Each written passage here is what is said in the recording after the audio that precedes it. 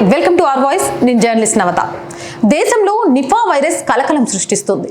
Nipah virus తో 23 ఏళ్ల వ్యక్తి మరణించడంతో కేరళలో మలప్పురం జిల్లాలో తీవ్ర భయాందోళన నెలకొంది.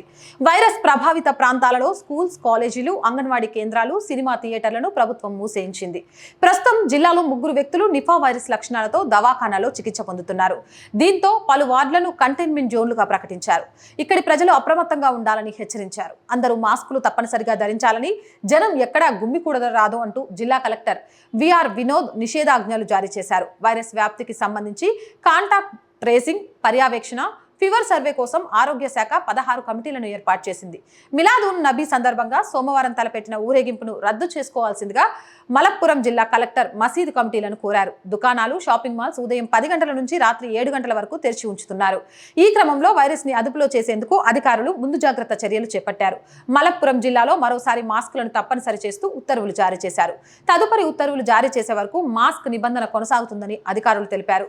అయితే పూణేలోని వైరాలజీ నమూనాలను పంపగా నిఫా పాజిటివ్ గా తేలిందని ఆరోగ్య శాఖ మంత్రి వీణా జార్జ్ తెలిపారు. మృతుడితో సన్నిహితంగా ఉన్న వ్యక్తులను గుర్తించేందుకు వైద్య ఆరోగ్య శాఖ, రెవెన్యూ అధికారులు ప్రయత్నిస్తున్నారు. ఇక కేరళలో ఇప్పటి వరకు 2018 నుంచి 6 కేసులు నమోదయ్యాయి. ప్రస్తుతం 150 మందిని అబ్జర్వేషన్ లో పెట్టగా 2 జ్వరం లక్షణాలు ఉన్నట్లు సమాచారం.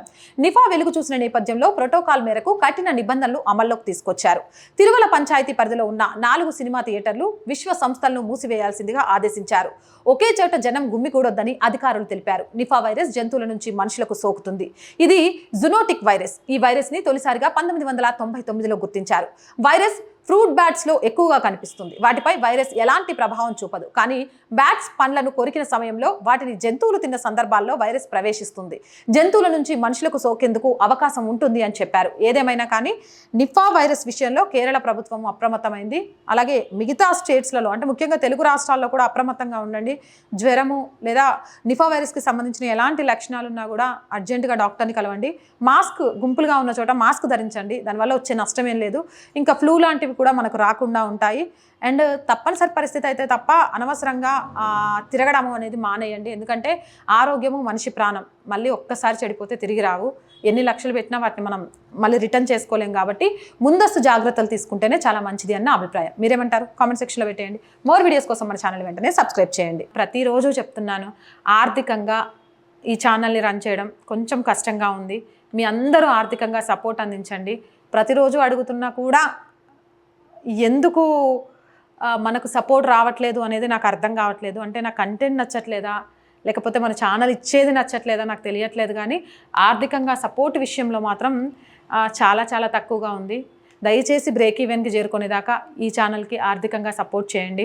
సపోర్ట్ చేయాలి అనుకునే వారు సబ్స్క్రిప్షన్ పక్కనే జాయిన్ అనే బటన్ ఉంటుంది. 1 to 5 లెవెల్స్ ఉంటాయి. ఏదో ఒక లెవెల్లో సపోర్ట్ చేయండి. లేదా స్క్రీన్ మీద గూగుల్ పే, ఫోన్పేతో పాటు అకౌంట్ డీటెయిల్స్ కూడా ఉంటాయి. మీకు తోచిన సహాయం చేసి ఆర్ వాయిస్ ఛానల్ని ఆర్థికంగా ఆదుకోండి. అండ్ చూస్తున్న ప్రతి ఒక్కరూ సబ్స్క్రైబ్ చేశారా లేదా చెక్ చేయండి.